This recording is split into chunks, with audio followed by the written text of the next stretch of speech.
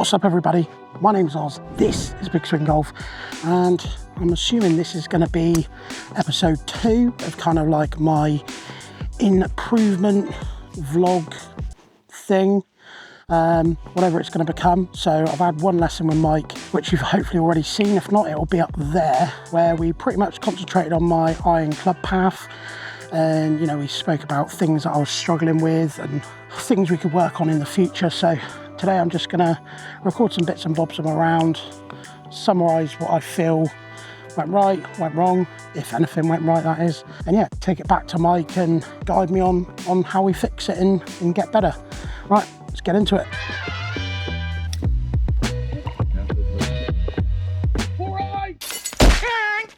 Right, update after the first hole. Didn't go well. Lost the first one. Had to take a drop. Thinned it into a creek.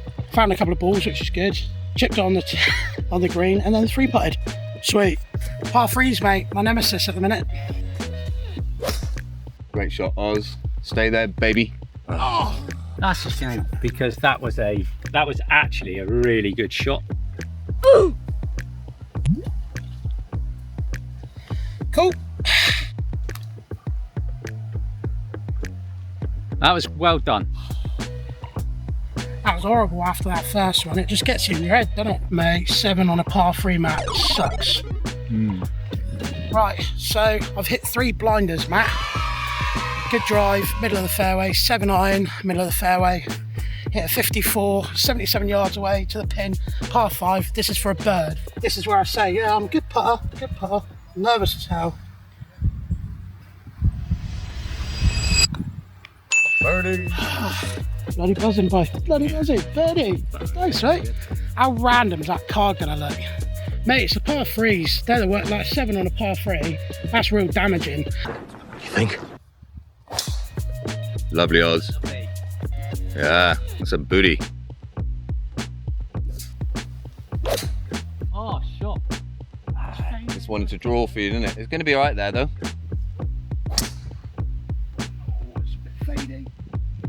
That's fine, isn't it? That's all right, Oz. Yeah, I'll do you, mate. Like mediocre golf, really, innit? The good news is your iron strikes have been good. Yeah. You've been pulling a few, but the strikes have been good. Yeah. It's all good. It's all, Yeah. You know, it's all moving in the right direction. Trending. Lovely.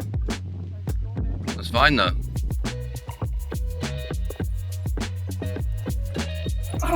Just a little bloody par there, boys. Just a little par. First round, post first lesson with Mike. Shot 98. I felt my club path had improved loads. Once I got into the swing of things. A couple of pars, birdie. But off the tee, I thought I was all right. All in all, I'm really happy. Right, Mike, welcome back to Big Swing Golf. It's been a while, mate. It's been a while. So we've just watched my round at Bobby, which you guys have just watched as well. Shot 98. I thought I played all right. There were some really good holes, a couple of birdies, and then the par 3s absolutely did me in. Strike sounded good, but it was a bit fat. It sounded like I was accelerating in the right places. I didn't get the reward from the strike that I thought I was going to get. Felt like I was swinging a bit like Tin Manny as well with my wedges, a bit too armsy. Okay. Right. It's interesting because strike doesn't always mean the path's good and path doesn't always mean the strike's good. Very often, if the path's out, you might find the middle of the club a lot. And so golf lessons historically get judged on how the player struck it in that session. But for a little while, strike can go off when you work on a better club path. So strike doesn't necessarily mean success in the golf swing. True, yeah. Did you guys know that? Because I didn't. I always assumed like if it was a good strike, it should go. Do you know what I mean? But so do you think that's what was going on with my wedges then maybe? Yeah, I think maybe if the path's a little bit from outside, you can guarantee a ball then turf strike. So the strike can be nice, but you're putting extra spin and cutting the ball up in the air a bit. So it could be that we work on path, that affects the low point of your swing, and then we explain how to put the low point right. Oh, because the low point will shift, but if your swing shallows, your low point shifts. Yeah, it shifts back. And maybe I wasn't seeing that so much in my longer irons, kind of getting away with it a bit more. Nearer the zero. And this proves golf is just an absolute yellow brick road and you need an absolute wizard to guide you through it. So let's get into it. Let's see what's going on with my wedges. Oh no. Oh no, how terrible. That's just awful. How terrible. Oh no. So that wasn't happening too much, but I suppose it's been a couple of months since I've seen Mike guys as well. Yep. We've had bad weather in the UK. Of the last 3 shots, that path's the least left. So paths measured just before strike, Yeah. swing direction just after. So the minus number, just for the guys as well, minus number means it's coming over the top, doesn't just it? a little bit, yeah. Just a little bit over the top and continues moving left after strike. Yeah. That's so that's -4. out to in, guys, all right? Yeah. So minus number's out to in, right to left. What you can almost guarantee if the ball's in a relatively centered position is that you'd get a low point after the ball with that. So you'll hit down. So there's your attack angle, forward down, minus 4.2 down, and your low point 3.3 inches after strike with the ball. Okay. Is your low point. So the beauty of coming over the top, if it has a beauty, is that your low point will generally with irons be after the ball. So you can get good strikes from that. How do we fix it, Mike? So my feeling, and everyone's different, but I think every player that presents to a coach, there's different solutions, and the longer you coach, the more bag of solutions you'll have. But generally, we've got to try and get the path moving from the side the player's standing.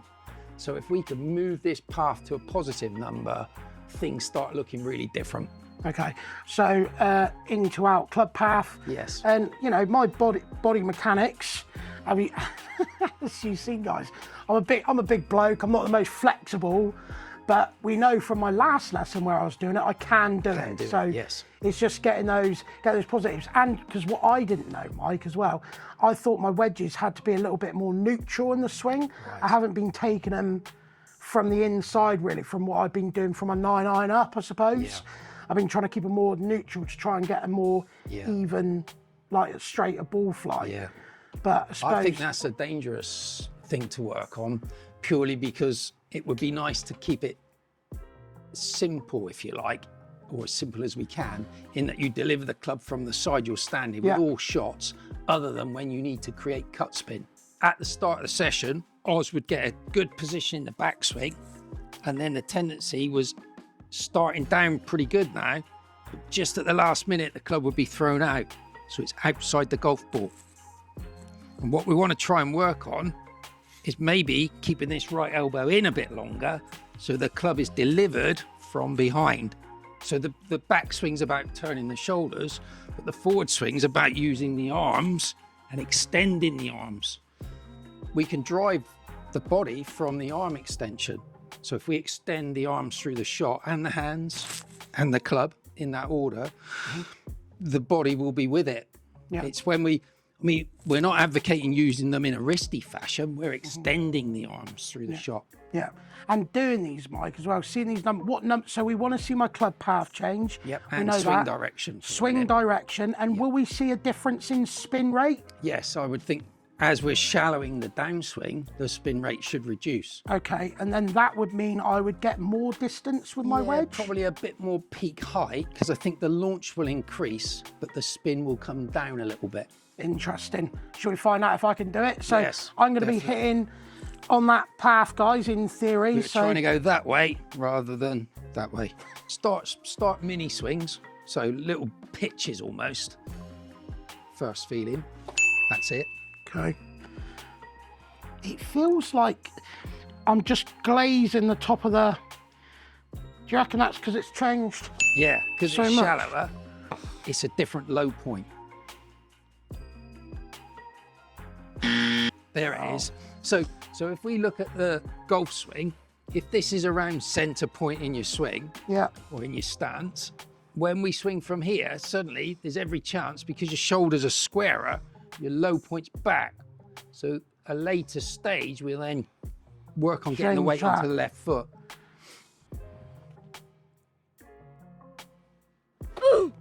Doing it again. Yep. Affirmative. So I need to shift weight. Yeah. And then the best way to shift weight isn't to slide it laterally, but it's to rotate the hips. So that's what we're asking. We're saying we want to quieten the shoulders down, but increase the hip turn. So show me the impact position. No, it's not a static position in real life, but that's it. I mean, that's lovely. That's a path with positive numbers going out that way. And that's easy to get through. But your weight is rotating. So it just goes through that like... That's brilliant. And the hips are really open on that. That's a really good position to get into. Just do it slow motion. That's it. Well, that's the feeling. So the left side won't be used to this at first. I can tell it's like, I'm falling all over the place. So, like we said, not a static position, but just show me the impact position. That's it. So your weight is going onto this left side by turning the hips, but the actual shoulders are more in your way. So we're encouraging the club to travel out to the right for a while. Yeah, and it's getting through that gate real nice. We'll get to a point where we've achieved that, and then we can start rotating the hips even more to bring the number back into a smaller number. But I don't think it's a bad thing if we think of the swing as an arc. I don't think it's a bad thing with a wedge, because we've had the path going 7 left, or swing direction, sorry, going 7 left after strike. That way. It wouldn't be a bad thing to learn to move the club the other way into the positive path for a while. Okay. Because as we clear the hips, that will become a smaller number. Because then I suppose we build up. So if I start shifting my weight, would I then, you know, the hand speed? Yeah. What you're talking about then, and that's on the kind of end goal, isn't it? Yeah. My end game, which is to get those hands high, which you think will suit my swing most, Definitely. right? That's a kinetic chain that you're affecting then, rather than swings coming from the upper body leading, the swings coming from the ground, the hips are clearing and the arms are releasing. Yeah, awesome. Brilliant. Straight away worth looking at the numbers. Decent attack, passing positives now. Wow. So path and swing direction, big influence we've made on it. Yeah. So for the coaches out there, they may go, well, that's too much. But we're trying to develop a feeling that isn't over the top. And we've got that feeling on that So shot we're straight away. over-exaggerating it a bit for the learning. Yeah, because we can clear the hips more, create a bit more attack angle, and that will then reduce this path. But I need to have some big numbers initially to feel it. What the player wants to see is the ball struck perfectly there, but what I want to see is influence the path first. So because people are going from the inside, they think they're hitting a fat shot. Yes, because it's shallower, it can create a low point that's behind the ball, which isn't great until the driver. So they'll then think, oh, I better throw it over the top, because at least I get the strike then, I get some steepness in there. But what we need to do is get past that point and create the attack angle where we want through hip clearance, which is a later thing. Yeah. We've got to add that later. So if people are trying to follow my journey, you might be a similar size and build to me.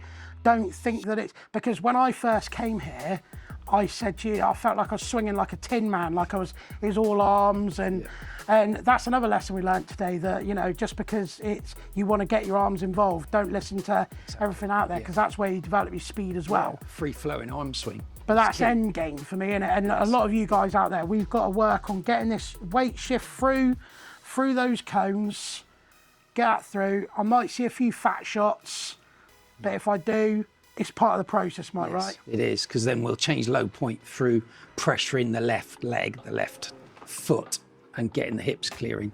So the swing direction, since we did the drill, all changed. Swing direction, all in the positive numbers, which is out to the right, which is what I wanted. But with that becomes a shallowness. So when we go to low point, we can see, other than shot one, the low point is just slightly before the ball. And that's what's expected. Because we've shallowed it, we've moved the low point back behind the ball. So it's now adding a bit of hip clearance at the right point in the swing now. It's all in the head. Yeah, it's all in the hips. So, Mike, you just gave me a bit of a drill. You might have to move back a minute. Yep. So it's getting my hips here. Yep. And I'm shifting That's that way into that back heel. Yeah, into your left heel. And this is a new feeling, guys. So I'm just putting both hands against something stable, just above waist height. Yep. I'm feeling. Yeah, so the shoulders are staying pretty square to target, but the lower body is rotating with weight going onto it. Oh, this is looking better all the time now. This will click. It's one of those, you'll have to trust me, it will click. Yeah. It's loads better. Nice, we've got a bit of compression, ball end turf, so some downward, and a low point just after the golf ball, a path to the right and a face to the left. Yeah. Decent. We're asking the shoulders to do less, but the arm extension and arm speed to do a little more. It's just a different blend of swing. Every single path since we did the drill, positive path. That's 19 shots, all positive path, 3 different golf clubs. Right, guys, we're gonna end this there with Mike because that was the result you wanted to see. I can't promise I'm gonna get out playing Mike because I don't know whether you guys can hear. It's absolutely pouring down, but hopefully I can book some simulator time here. You got GC Quad as well, haven't you? Yep. So I can go play Augusta or any other clubs in the world. Like you got them all, or get on here in Trackman with Mike and get another lesson in. If we do another lesson, guys, I'll obviously bring you with me, but I'm not gonna get any on-course data, but I think it'd be really good now to really build this into our club path, get everything firing. And remember, guys, just because you're striking it well doesn't mean your swing's where you want it to be. And coming in, seeing a PGA coach like Mike, if you want to come to Undercover Golf, all Mike's details are down below. There'll be a QR code here now. Thanks so much to Mike again. More knowledge than I can even comprehend, so I'll be going back and watching this video again and again and again. I hope you guys have got something from it. My name's Oz, this is Mike, we're at Undercover Golf, this is Big Swing Golf, and we'll see you next time. Get out of here, guys.